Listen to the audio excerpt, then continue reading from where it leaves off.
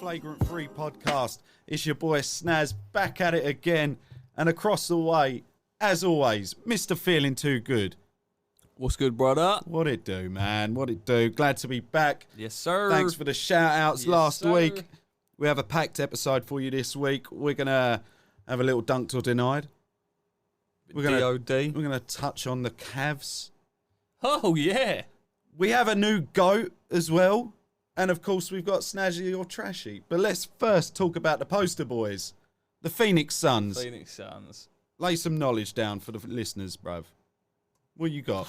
Well, they're the league's best record, 23-5.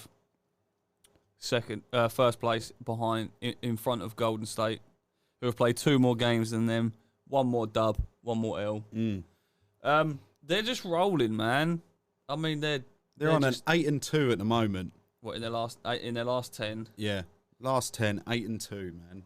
Yeah, they're showing some serious contention. Yeah, man. I mean, they bullied the Blazers this week. Don't talk to me about Blazers. DeAndre Ayton coming back after his illness, which apparently wasn't COVID related. Not sure how true that is. But yeah, come back. Monster game. Great effort. And of course, they're being led by Chris Paul. This season, he's 14 points per game. Yeah. 4 rebounds and 10 assists. I mean, that's just classic Chris Paul numbers. He's in the lower mix of the MVP talk just purely because he's leading this team. Same his as stats last year. Yeah, his stats don't match the hype. However, it's Chris Paul. He's one of the best leaders in the league, and he's really proven it this week, or this season, to be honest. And Devin Booker, after his hamstring injury, he's due to come back later this year, maybe into the next year. Is there a timeline, is there? Well, he's just started on-court work this week. So that was on the 15th. He started court work. So they're rolling without him. So well, yeah. I mean, yeah, they've taken a couple of losses. I mean, you can't say no to his 23 points.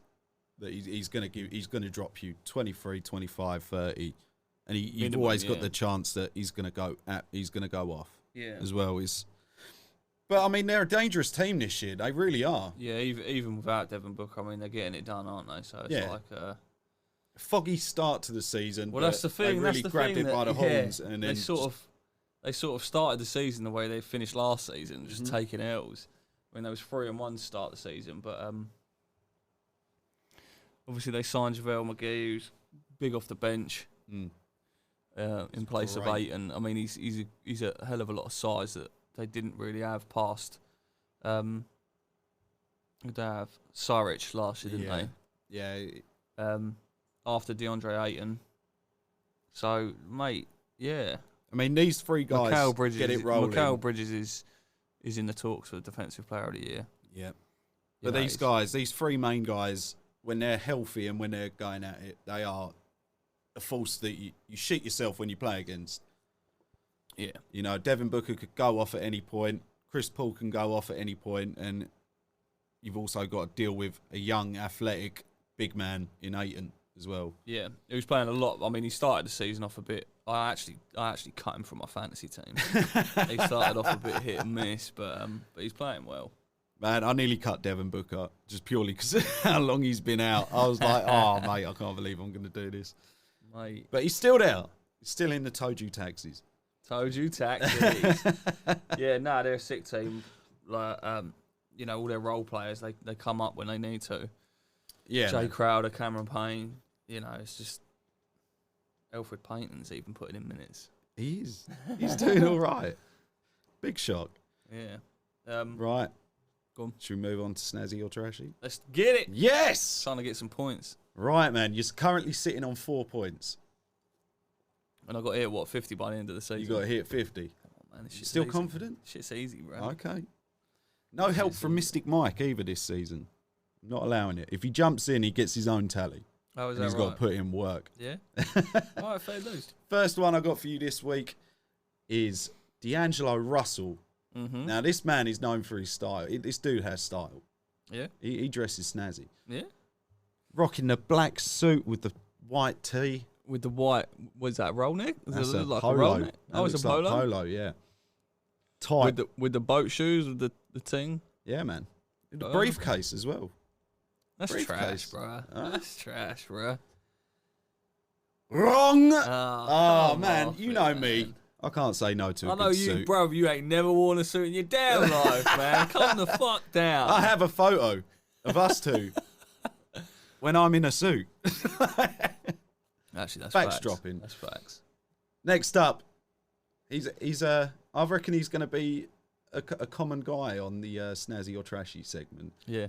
Jordan Clarkson, rocking the knee-high skirt. No, bro. Although the top half of that looks like some shit you'd wear. Top half, like, I fucks with it. Look at the sales. The sales, yeah, Jordan 5s. The fucking off-whites. Yeah, man. Yeah. Yeah, apart from the skirt, I'd fuck with that. So I'm going trash. Ding, ding, ding. He's got himself his first point. Come on, his man. first point. Come on. Now, I say he's going to be common because I got him on again. Straight back to back, Jordan Clarkson. Yeah. Baggy ass jeans with the dunk off-whites. Baggy, that looks like kind of a football jersey look, baseball jersey. What the fuck is that? It's like a cut and shut Mate, t-shirt, bruv. I don't With know the what it is, but bandana that's in that. mad. Coming in like one bloods. Yeah, man. The game. What are you saying? Yeah, that's. I mean, that ain't me, but that looks hella fire, bro. That's snazzy as fuck. That is. Yeah, you got yourself another point, man. Yeah, boy. And last but not least, we got Jason Tatum rocking the lanius head to toe with the Jordan 1s light blue. It looks like the old Coogie sweater. Shit. Nah, I don't like the trousers, bro. You're 3 for 4 this week, man. Yeah, I fucked Get with yourself a bonus point. Which one are we going with? Is my top fit of the week? This one's a tough one, man. I'm going Jordan Clarkson part 2, that one. You got yourself 8 points, my brother. Nice. Where's that fucking round of applause button? I don't know. Yeah. Oh, man. Nah, yeah. Well done, man. You got yourself 8. Yeah, I fucks with that. You got yourself 8, man. Season's coming on strong. Right. Better late than never. Yeah. I Shut fucking the love this, fuck man. up. I love this snatchy, trashy shit. Rightio. Yeah. Well, so you got 8. You're well on your way. I'm well on the way. You're well on your way. 50's light work, bro. I don't want to eat no damn fucking hot dogs or whatever the fucking forfeit is. I ain't about that life. Oh, dang. Makes great content, though. Some hairy guy eating like 40 hot dogs. No buns. Looking like a fucking Neapolitan Mastiff. Oh, dear. Right, let me just. What do you think of Kemba Walker in this situation? To be honest, man, what the fuck is going on? I get he's it. healthy, right? Yeah, he's healthy, but Tibbs took him out the. He took him out. He's been out of rotation for about 2 weeks, and like he wasn't seeing no time at all. And he's been working his rookies as well, Tib. Yeah, I get it. You know, the numbers don't lie. The starting 5 for the Knicks is terrible, and it's even worse with Kemba on the floor. But I mean, it starts with Julius Randle for me with the Knicks. Yeah, but I just want to specifically talk about Kemba. I mean, he played last night. Yeah, he balled out last night. Yeah, That's the first time he played. Yeah, I think he had 19 points, didn't he? Something like that. Yeah, but that's the first time he played in some time. I mean, Knicks, it was like a revenge game against Boston, which, you know, funny revenge game that you lose, but, you know, whatever. I mean, the Knicks very quickly this season went from a team that, from the start of the season, you were interested, you wanted to jump on and watch a Knicks game, and now they're back. He had 29 last night, not 19. But I mean, the Knicks went from an exciting team that you're looking forward to watching one of their games to back to the Knicks standards where it's like, I'm not watching the Knicks game. Yeah. Like, it's just going to disappoint me. Like, the only Knicks game I watched recently was Golden State, just to watch Steph break the record. Yeah. You know what I mean? Yeah, I think this whole situation with Kemba is, I think that if they don't want him, they've gone about it the wrong way. They should let him play, or let him play in stages. I mean, to would show you not his to show his trade value? Would you not just fucking want to bump him up, get yourself a bit in. He is still a sick player. He's just a defensive liability because he's so small. Yeah, I think it's fucked up. Let the man play. He's not. It's not like he's bad mouthing the Knicks or he's refusing to play. Like, he can play. He's healthy. You take him out of rotation. Yeah, straight up. And speaking of Steph, he broke the record. He's goated most now. 3 points. He's goated now. Ever made in 511 less games than Ray Allen did it. Yeah, man. There's two reasons why. One, because in the 20 years that Ray Allen played, even when he retired, it was only just starting to transition into this level where you shoot so many fucking threes in the game. I think average in a single game, average 3 points being shot is something stupid like 60 or 70 between both teams. It's a massive part of the game now. Whereas when Ray Allen first came in the league, teams were only shooting 20 threes combined. And it was only because it was only certain players were shooting threes. Yeah, exactly. Whereas nowadays it's everyone wants that three. I'm not saying this to downplay like what Steph's done. Like, he's changed the game for sure, in the way he shoots. And and it is special to see. But I know he's got some years left. But because he's changed the game, it's just going to bring forward more. More green lights to more good shooters, which I think is going to lead to the record getting broken, especially how injury-plagued Steph's career has been. The start of the year with start of his career with his ankles. Yeah, he was almost traded to the Bucks at one point. Yeah, but then they said no because of his ankles. Ellis instead, didn't they? Yeah. Yeah. So I do think his record will be broke, no matter what he finishes on. But that's because you look at people like Ant Edwards who's 20 years old. I'm not saying he's not. Already. Yeah, he's not as good as a shooter as Steph is, and I'm not saying that by any means. But if he plays for the next 18 years, and he shoots 3-4 a game, or makes 3-4 a game, I mean, you look at James Harden, and he's got more threes in his bag than Steph Curry did at that point in his career. So, he's a player that could be knocking at the door, but essentially it's all down to how much he plays. He's missed more games than Curry, I believe, due to injury, and then when he refused to play at Houston as well, which doesn't bode in his favour to breaking it. But the most important point to make is Steph's still got a good long while in his career.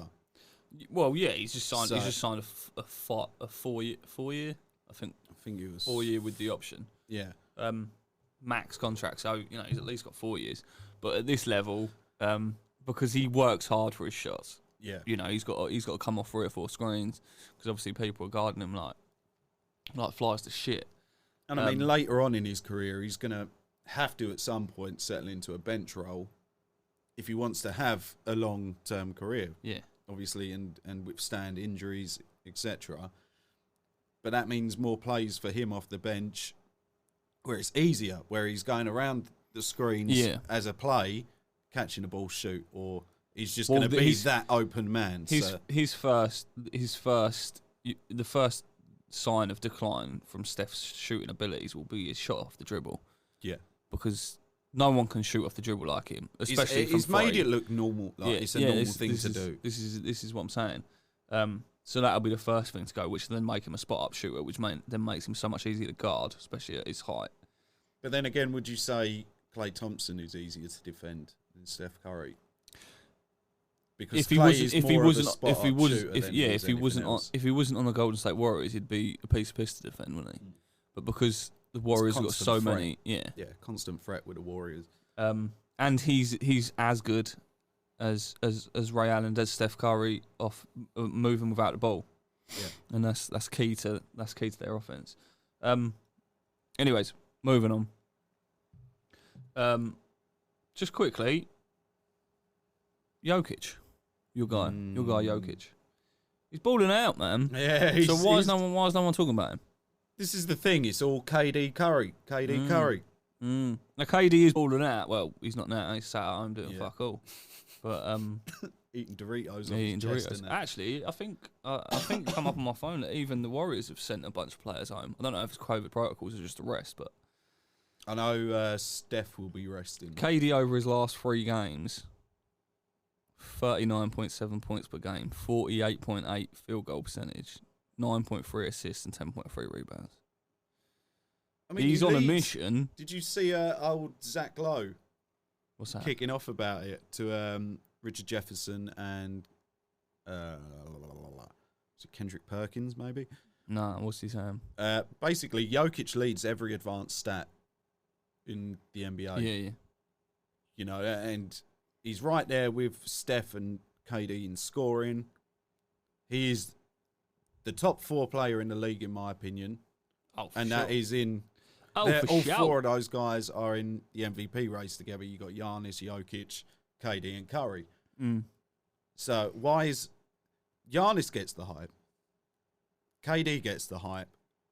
Curry gets the hype. They're all leading their teams the exact same way as Jokic is. They're all Warriors don't have their number 2 guy in Klay Thompson, so Steph's leading Draymond Green and a bunch of role players.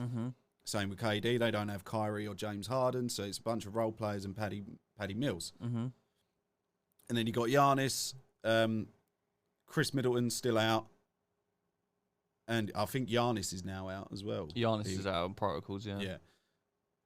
So it's... And they got Drew Holiday.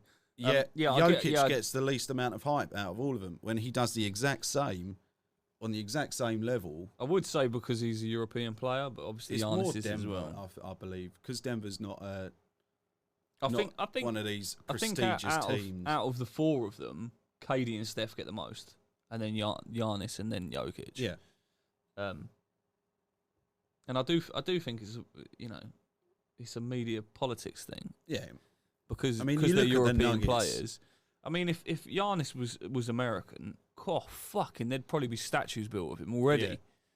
Yeah, exactly. You know, and the same with Jokic. Yeah. You know, if they were Yanks, they'd have statues of him already. And I ain't trying to get into no conflict, like, you know, that's how it is, but they love a hometown hero. Yeah, the best. They love a hometown hero. You know, in history shows the better players are usually Yanks, but shit's changing, man. Yeah, man. The last 4 MVPs, last 3 MVPs, Giannis has won it back to back, and then Jokic. Yeah, last 3 MVPs were European.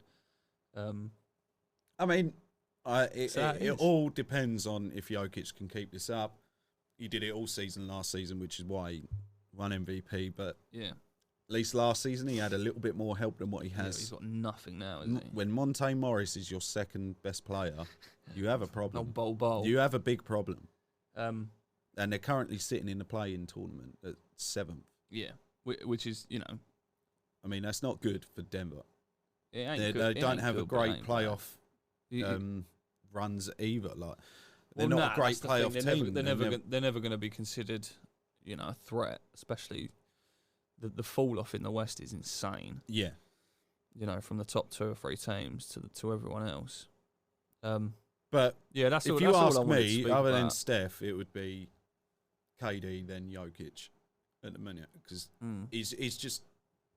this team is riding him, like, and it takes, and for a centre to be leading the team in scoring, rebounding, assists. That's what I'm saying. Man, there's something else. It's not something you see every day. It's like LeBron numbers. Yeah. So speaking of COVID protocols, Kyrie gets the go-ahead to come back. Gets COVID. Goes straight into protocols within hours. Maybe you should have got that jab. Well, no, because KD's been put into protocols and he's obviously jabbed up. So Kyrie coming back, does this got anything to do with their struggles, do you think? And I say struggles, I mean, they're top of the East. Been back enough to have an impact, I don't think. No, I'm saying, are they bringing him back because they're... I mean, yeah, I think that was the initial idea, was like Kyrie was going to be a superhero and just walk in and save the day. Because they've got so many people in protocols, are they bringing him back for that reason? Yeah, I mean, he was only scheduled to play away games and home practices.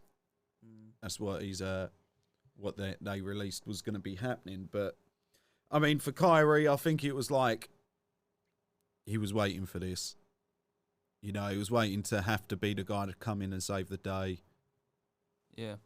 And he got what he wanted and then got COVID literally the same week, which is a shame. The next fucking day, yeah. bruv. Which is a damn shame because I think when he released the video of him lacing up, I think the internet lost their shit. Everyone was like, Kyrie is coming back. That's it. That was before it had even been announced. But he's obviously only going to be able to play road games. But even still, I'm leaning towards all these mandates being removed. All these states that have got it mandated that you can't be in certain places unless you're vaccinated. I'm leaning more towards that it's going to be removed. Yeah. Yeah. Well, I think that's more likely than Kyrie being vaccinated to play home games. Yeah. I mean, he's kind of got his own way, hasn't he? Yeah, but only time will tell. It'll be great to see him back, especially fucking Christmas Day. Oh, that's in Staples, isn't it? Yeah. I think that'll probably be the game that we watch. If obviously, if they're all back off. I mean, Christmas Day is going to be terrible if all these players are still out. Might not even tune in. No. And like break the tradition of watching one Christmas game. But yeah, it'll be good to see him back. As annoying as he can be as a personality, he's a phenomenal basketball player. Mate. So probably top 1-2 ball handlers I've ever seen. I'd probably say number one. Yeah. Without a shadow of a doubt. Yeah, he's 1-2. Like I'm sort of jiggering between him. I'm an AI guy. You know me. Yeah, same. And he revolutionised it, but Kyrie just took that and the things Kyrie can do with basketball is damn Illuminati giving out magic. Basketball superpowers, man. Yeah. Do you want to touch on the Cleveland Cavs? Let's do it, my bro. Man, 6-game win streak. Currently third in the East. Their big man, Jared Allen. I don't know. I don't get how all these people just enter the MVP talks. Don't tell me he's in MVP He's talks. in MVP talks. No, he's not. He's low end, but he's in there, man. Not. He's averaging 16.8 points, 10.8 rebounds, and 2 assists. I don't know his block totals, but yeah, man, he's definitely in All-Star contention as well. Everyone seems to be. That's because there's no fucking decent bigs. You know what I mean? And he's the main star in Cleveland somehow. But he works in Cleveland. No, I've been watching a couple of their highlights, and it's like him being in the middle allows so much freedom to all of their role players. Just pull the trigger. This guy's going to be there to get the rebound. And he's just lapping it up at the minute. Yeah. And it's showing in his stats. The team are playing really well together. You got Ricky Rubio balling out. Probably the best Ricky Rubio I've seen in a couple of seasons. Well, starting the season, he was fantastic. He's fallen off a little now, but they've got good. By far the best rookie this year. Evan Mobley. Facts, facts. Absolutely killing it. 13.8 points per game, 8 rebounds a game, and 2.5 assists. But he looks like he knows what he's doing as well. And sliding in alongside Jarrett Allen, you don't see two people of that size on the court at the same time working well. Yeah, like it's actually a pleasure to watch Cleveland games now. Like, and it's been so long. Well, since LeBron left. Yeah, exactly. Which is mad because who'd have thought? Yeah. And Kevin Love's playing well. Yeah, coming off, he's got a bench role basically, and he's playing phenomenal. He's bringing in that spark, and he looks better as a player. He looks happier as a player. Yeah, for sure. His body language towards the end of last season was like, I'm fucking done with this team. Yeah. And they switched it up, and he wasn't too egotistical to turn around and say, no, I'm not playing with the kids. Yeah, exactly. But he's coming off the bench and absolutely killing it for the. And then you've got Cavs, Darius Garland, who's obviously filling in for Colin Sexton and really showing off. Yeah. That's his spot now. I love it, That's man. his spot. Do you think? I think so, man. Sexton is. I think his time in Cleveland's done. Yeah. Yeah. I think so, man. Did you see that yam by that? Was it Okoro? Yeah. Oof. On them free Chicago balls. Yeah, man. God damn. I mean, they weren't the best Chicago Bulls players. But, I mean, did you see the poster? You can't even see the guy. You can't even see Agoro. You just see Chicago jerseys in the hands. Just three of them, yeah. That was mad. Dope. Yeah, no, I fucks like it's good to see him. It's good to see him.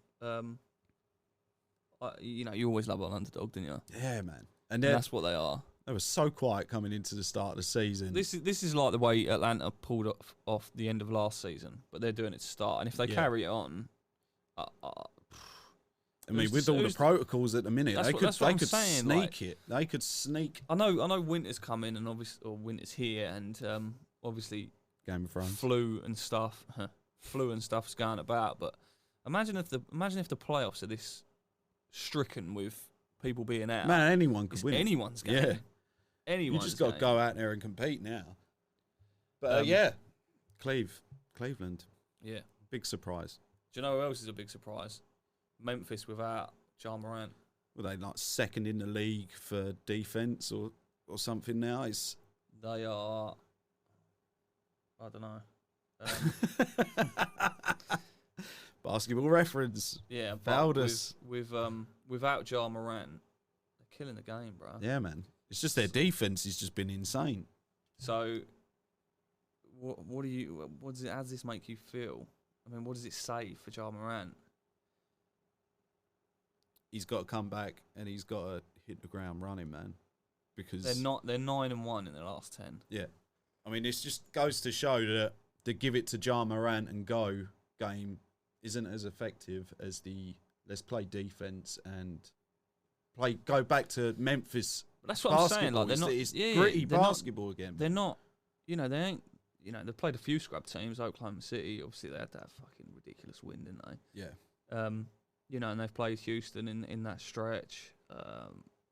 Lakers, obviously, you can consider them a trash team. Portland, trash team. Mate, but they've beat the Heat. They've beat the Mavs twice. Oh no, they lost once. Sorry. They beat the Raptors, who are also a good team. Yeah. Scotty Barnes, yeah. Yeah, man. I mean, would you consider trading Ja? Nah, absolutely not. He already means too much to Memphis, I think. But you have to think of what you can get for Ja Morant. Yeah, absolutely. But I don't know, man. I don't think that would be a good move. I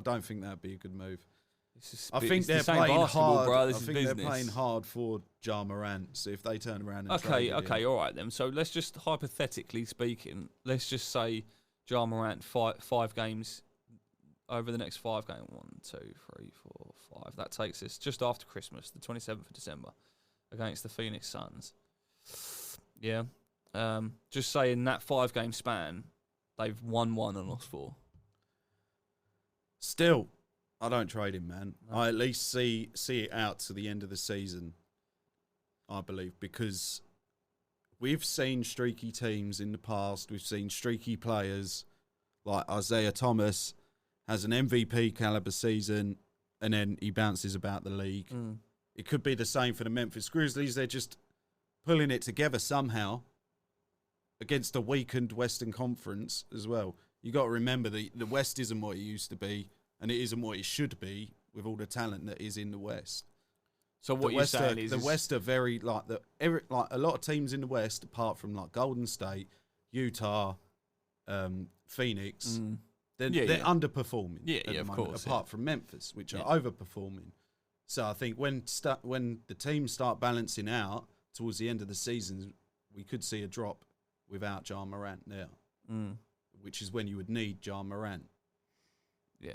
So you're just saying it's all a coinky dink? I think it is. I think they're playing hard for Ja Morant so he doesn't have to come back and go absolutely ham sandwich to get them back in playoff contention. I think they wanted a high seed, so they're willing to put in the work with or without their star.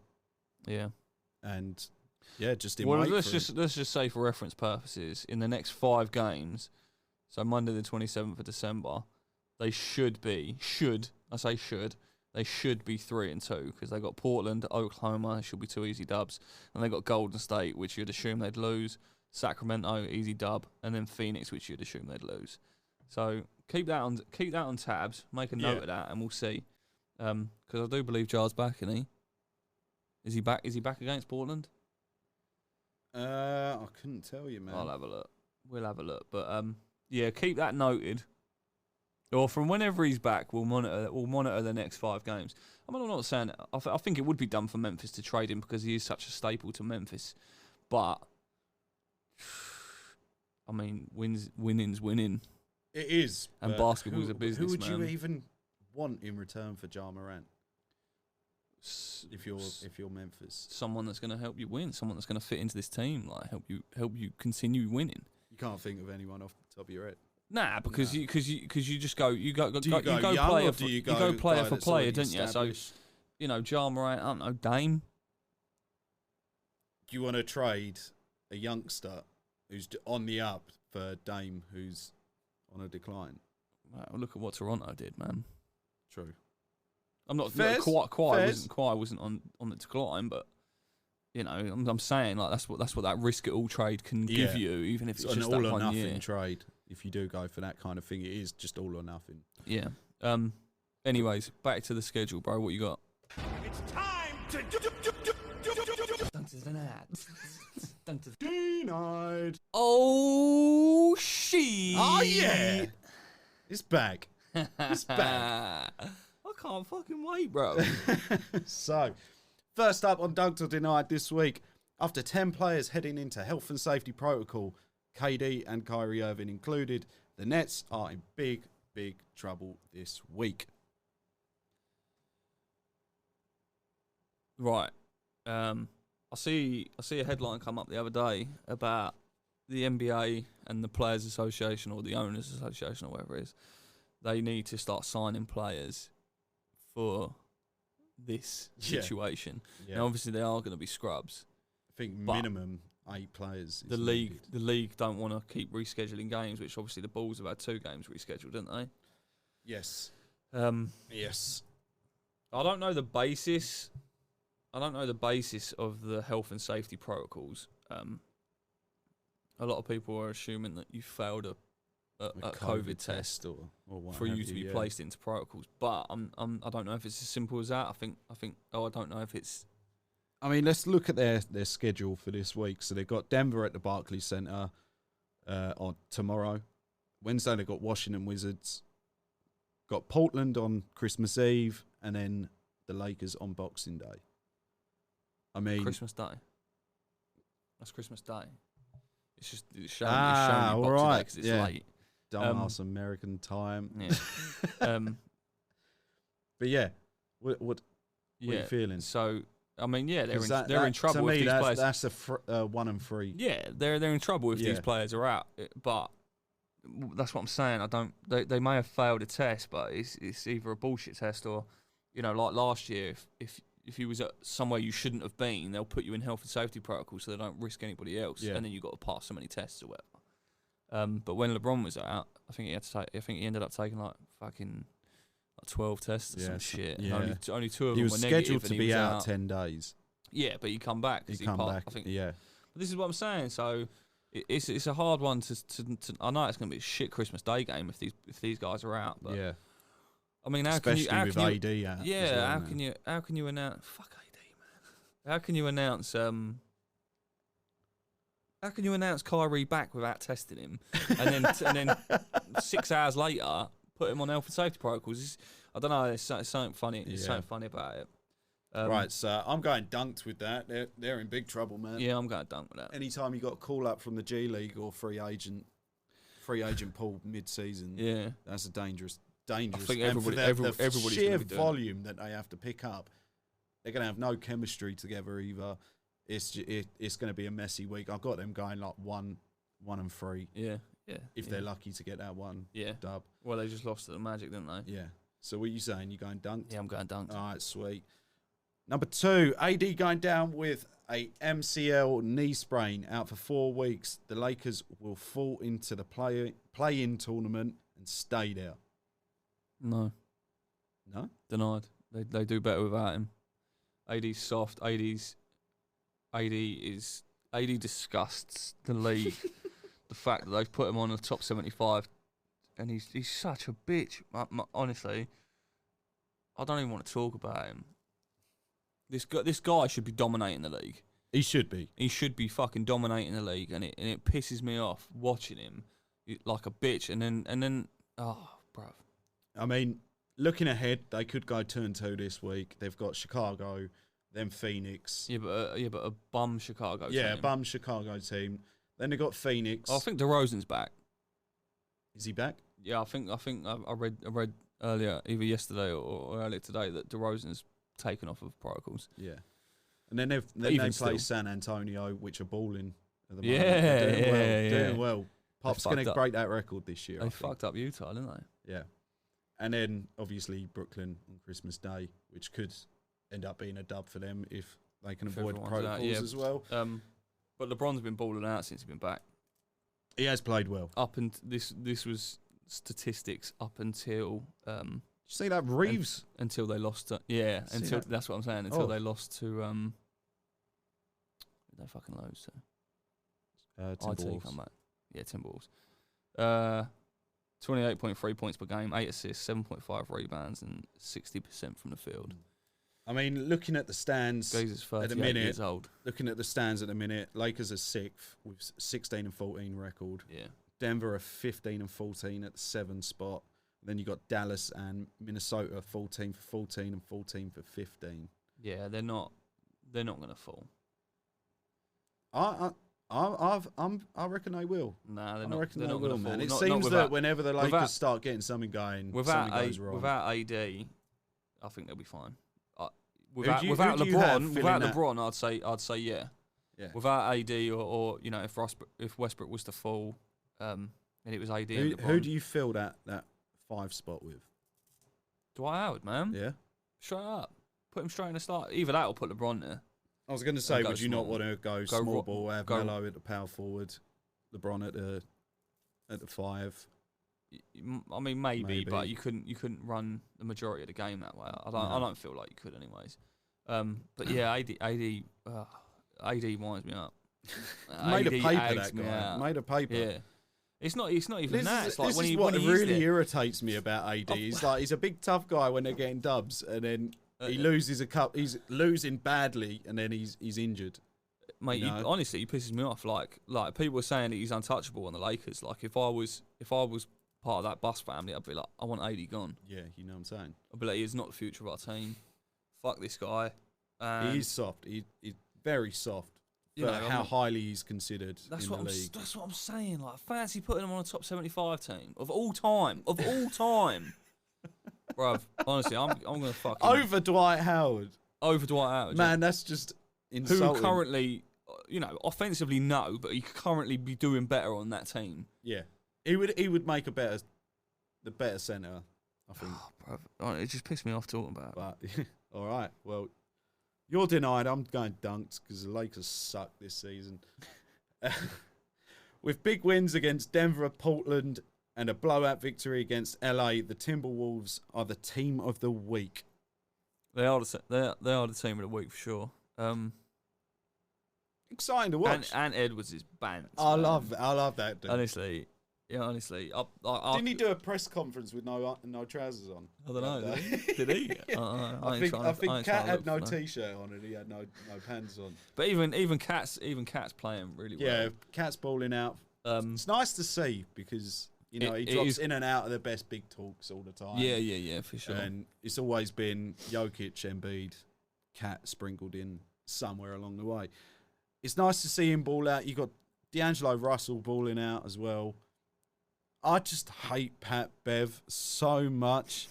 So much because you're getting absolutely rinsed all damn game and then you rip on Rudy Gobert for guarding someone at his spot. Yeah. Man, you literally foul people and clap your hands in people's faces and you expect to be Defensive Player of the Year. Well, this is what he says, doesn't he? He's like, Rudy Gobert can only guard like his own position, but I can guard this, that. Bro, you couldn't guard Rudy Gobert. No. So don't give me this shit. And he was getting cooked all game. That's what irritates me. Like, we're talking like Kawhi and LeBron who can literally guard the point guard to the center. Yeah. Giannis who can do the same thing. And then you got Pat Bev crying like, shut the fuck up, bruv.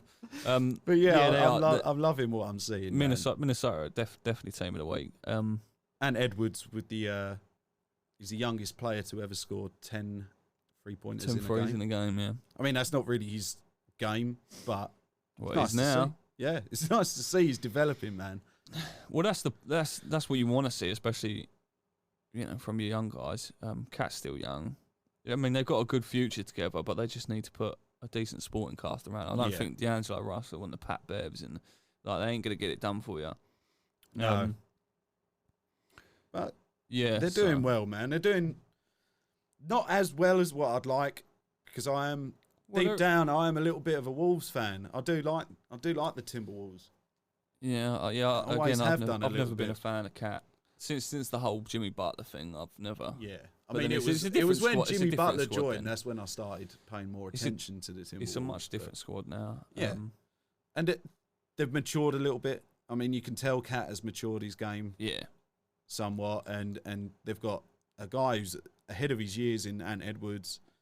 And well, yeah, this is the thing, innit? And D'Lo is just slept on constantly. I mean, he might not fit as well with the Timberwolves as what you would like, but he's still a really good player and producing.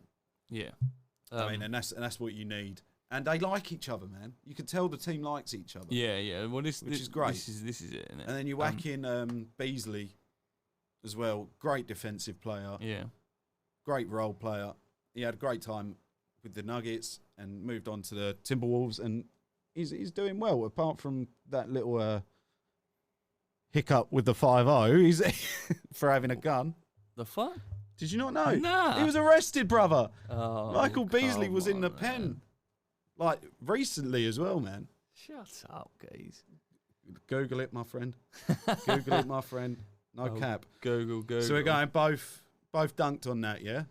Yeah, we're happy. For sure. We're happy. Nice one, Timberwolves. Yeah. Now, to close this bad boy out, I've got a little Christmas edition. Christmas Carol? Yeah. Hit me with some rhymes. Night. Go on, the boy. Hey. No. So, from 2012, we've had NBA Christmas jerseys when Adidas was a sponsorship. Yes, sir. Yeah? I mean, Adidas did some interesting things with the jerseys in their time. Some good, some really, really bad. Yes, indeed. But that all stopped when Nike took over the sponsorship in 2017. So my question to you is, out of those 5 years, those 5 jerseys we had, what's your top one? What's your favourite? It's got to be the Christmas font.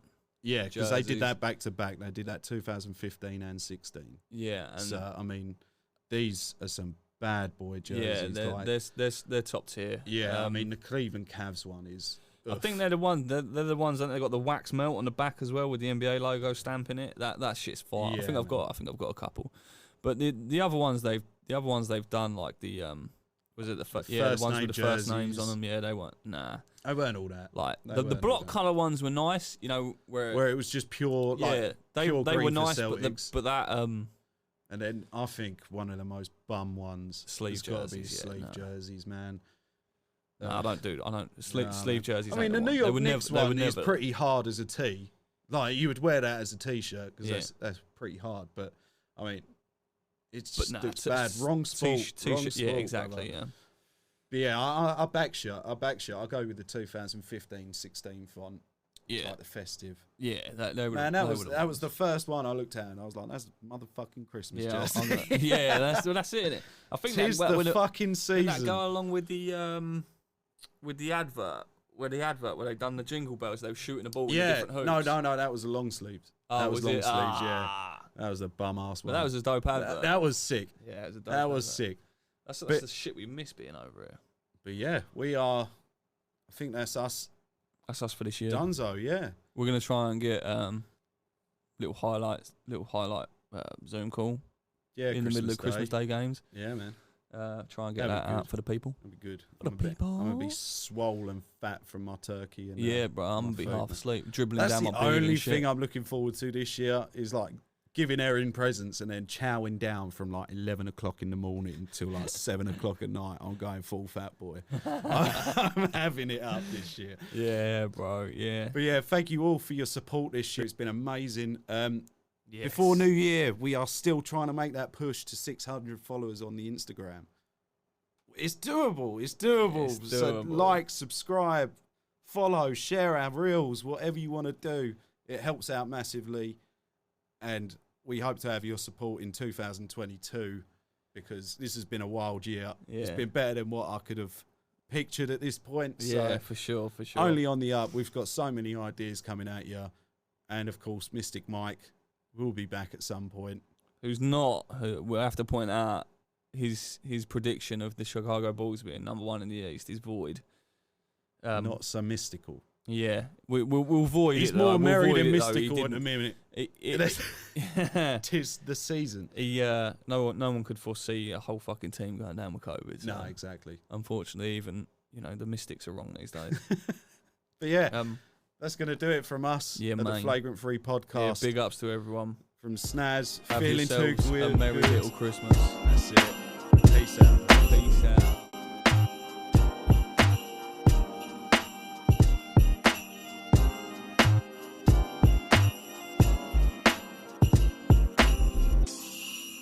Merry Christmas, you filthy animal.